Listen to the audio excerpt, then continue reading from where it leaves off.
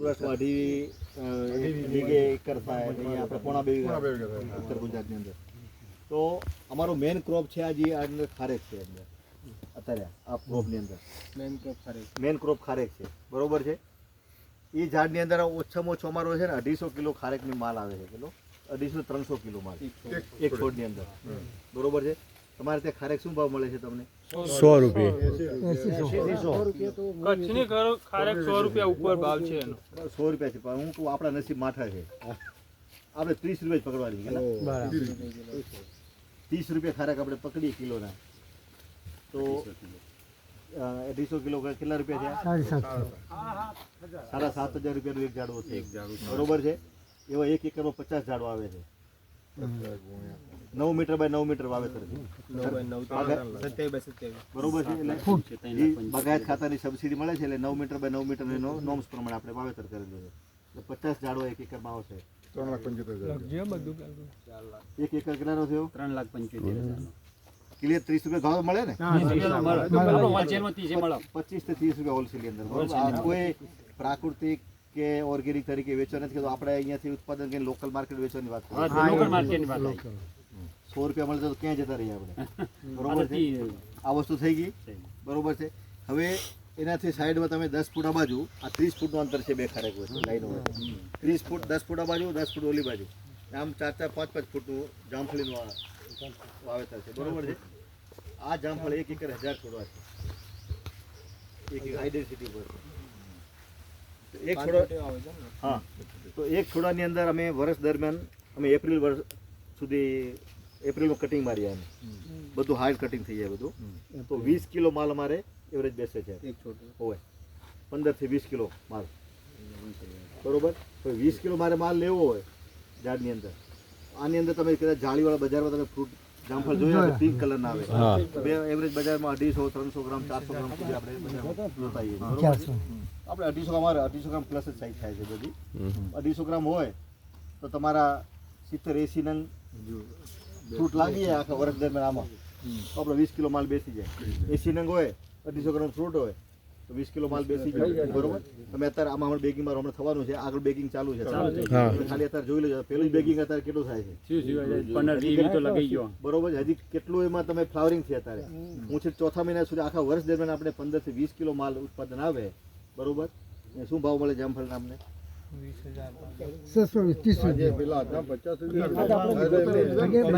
રૂપિયા 100 રૂપિયા કિલો. આપણે 30 રૂપિયા આપણો હોલસેલ ભાવ જ બરોબર. કેટલું ઉત્પાદન આવ્યું? કેમ યોગ્ય લાગેલું? એ કોઈને જો ડાઉટ તો બાજી કહેજો. અત્યારે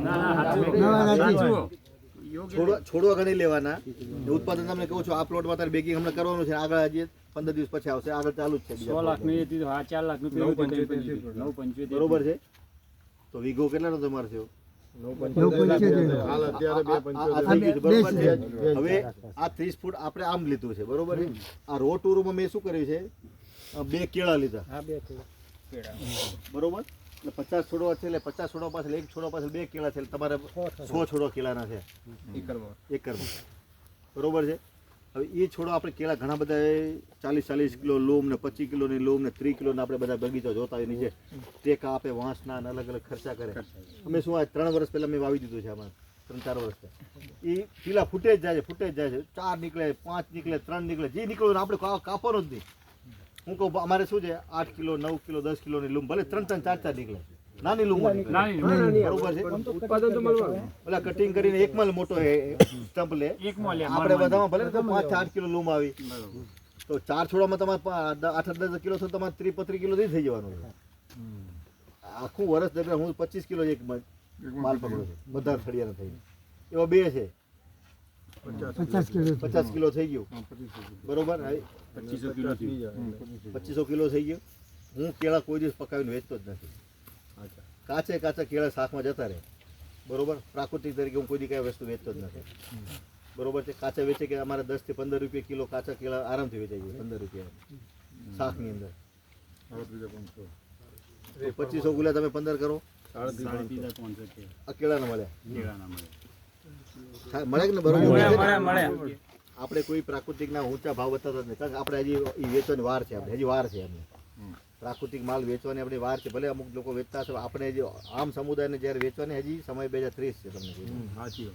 પછી મેં 4 પપૈયા લગાડ્યા જુઓ અત્યારે પપૈયાનું અમારા ત્રીજું સાયકલ ચાલુ છે.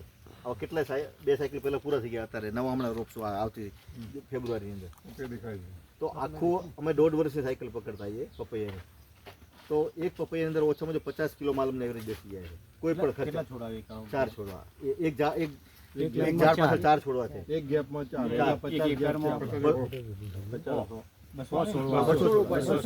બરોબર 5 ચોક 20 200 છોડવા થઈ જાય. એક છોડવામાં 50 કિલો માલ તમે એવરેજ પકડો 1.5 વર્ષની સાયકલની અંદર. 1000 કિલો છે.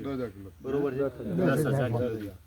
બરોબર. હવે એ પપૈયા અમે હમણાં 40 રૂપિયા કિલો જાય છે.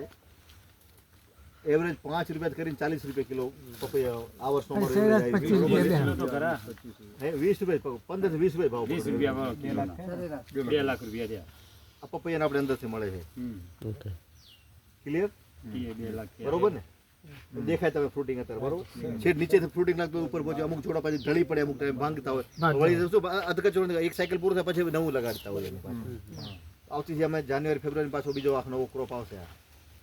આ પપૈયાને મળે ખ્યાલ આટલું ક્લિયર થઈ ગયું. પછી આનું જેટલું કટિંગ છે, ફળા છે, બધું અહીંયા કને તેરા તુજકો અર્પણ. તમે જમીનમાં હતા 6 હોય તો ડળ છે, આવતી છે એનું તમે આવો ને તો પાછું બધું ડાયલ્યુટ છે. વળી પાછું નવો હાઈ ડેન્સિટી કહેવાય મોડલ. High density. આમાં કોઈ થોડું પ્રોબ્લેમ આવે તો વિકાસ થવામાં કોઈ જો આને કટિંગ થઈ જાય, બધું કટિંગ થાય બરોબર. કોઈ તમે દેખા જતા તમને પ્રોબ્લેમ વગર બરોબર. હમણાં આંબાને અમે કટિંગ માર્યું છે બરાબર. બાજુ જોઈએ આપણે તો આ બાજુ છે આ 30 ફૂટ છે, સેન્ટરમાં આંબા છે 15 ફૂટે. આંબા 5-5 ફૂટ હાઈ ડેન્સિટી છે આંબા. તમે આંબાનું તમે બગીચો જોશો ને આંબાને આપણે બતાવીએ. અત્યારે હમણાં સફાઈ કરવાની બાકી છે આની અંદર. સફાઈ તો કરવી પડે ને હવે બાકી. આ આંબાનું ઝાડ છે 5-5 ફૂટે બરોબર છે.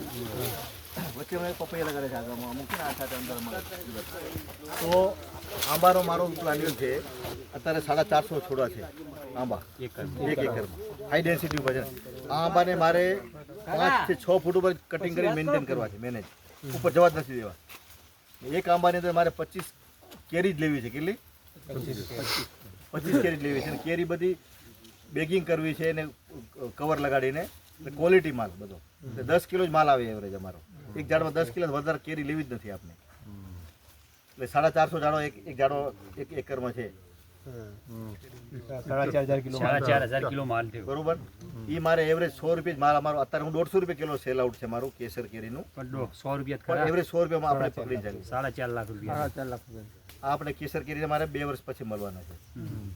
બરોબર છે. ત્યાં સુધીમાં શું છે હમણાં અત્યારે સફાઈ હમણાં જ કરશું. ઉનાળાનો અમે ચોળીનો પાક લીધો છે. ચોળી ઉભી રહી છે. અહીંયા ચોળી તમે ઉભા ને હમણાં ખસેડામાં શું છે નાનું રોટવાટર. આ સાહેબ થોડાક લેબર મારે ઓછા આવ્યા છે. નાનું મિની રોટવાટર મૂકવું છે. એની અંદર હમણાં ગયા વર્ષે ચોળી હતી ઉનાળો આખો.